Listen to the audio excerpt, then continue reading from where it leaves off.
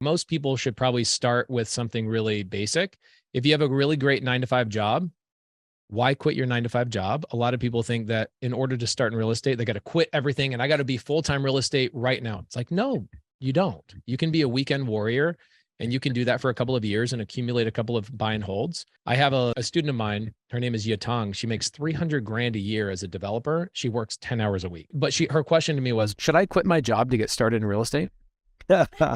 Why would you quit your job even if you had 20 rentals? Like if you're getting paid 30 grand a month for 10 hours of work, why would you ever quit that? No rental's ever going to produce that kind of cash. So maybe when you get to 40 or 50, or maybe when you start getting to medium-sized multifamily, then you could start navigating. So it comes down to who you are and what you have in terms of resources. Do you have money? If you don't have money, which I run into a lot, people go, I don't have any money. I barely make ends meet. Okay, well then you should probably go and wholesale your first deal. Get a chunk of money, 10, 15, 20,000 bucks. Everything starts at that point with leads. Who are you reaching out to? If I was going to start today on a park bench and I had no money, this is what I would do. I have no money. Start me on a park bench. I'll walk to a title company. I'll ask the title company, who's your marketing director? Give me a list of expired listings from the last 30 days, and I will call expired listings. And I'll have you add a filter that says loans that were originated in 2019 to 2022, like January, because I want low interest rates. And I want VA loans and FHA loans that were originated during that time. So time frame, VA loans, low interest rates. What does that tell you? It tells you that they have very little equity. If they have very little equity, I would buy them with creative finance and wholesale them to an end buyer, and I'd get a check that day.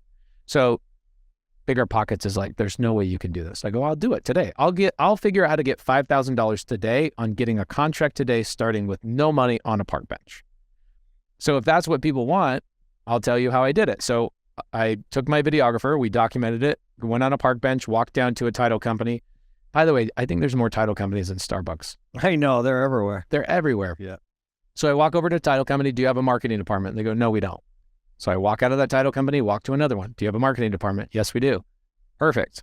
I need a list, if you can, and an office. I need to use your phone. So the list I had them pull, again, 2018 to 2022, expired listings that were VA or FHA loans. People that put no money down, or in some situations, 3% down, right? So they have very little equity, but they have great interest rates. So they took a list of expired listings, which is about 900 people on a list. And with those additional filters, it went down to 120 people. Okay. So I called, nope, called, nope, called, nope. 30th person I call, they go, yeah, I would let you take over my mortgage subject to, no problem. And I go, can I come and meet you today? They go, yes. And I go, can you come pick me up? That's awesome. I go, can you come pick me up? And they go, you don't have money to buy my house? If you don't have a car, you probably don't have money to buy my house. And I said, well, no, I'm actually not going to be the one buying it. I'm going to find a buyer and they're going to pay me a finder's fee.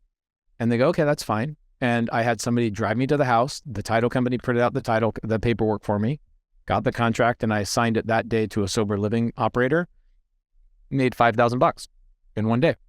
So like I could do that, or I could go, why not go work as a escrow officer or escrow assistant at a title company? Get your hands, start getting a paycheck. If I was an 18-year-old coming out of high school, my first job, I would have never gone to college.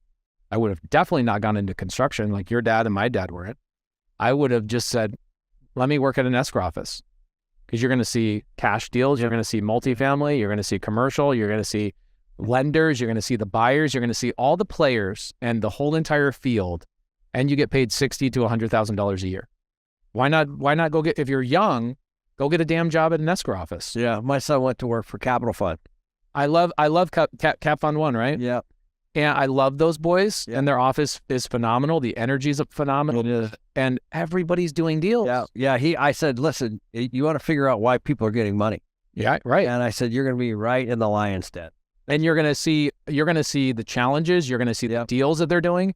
And if you're a hard money lender like your son is, you see the people who are borrowing the money. That's probably somebody you want to network with, right? And then what you do is you get to see the whole horizon of their deal and how they make their payments and ultimately what they make of that deal. That's right. The whole thing. And you get to make money on doing it. I know. Yep.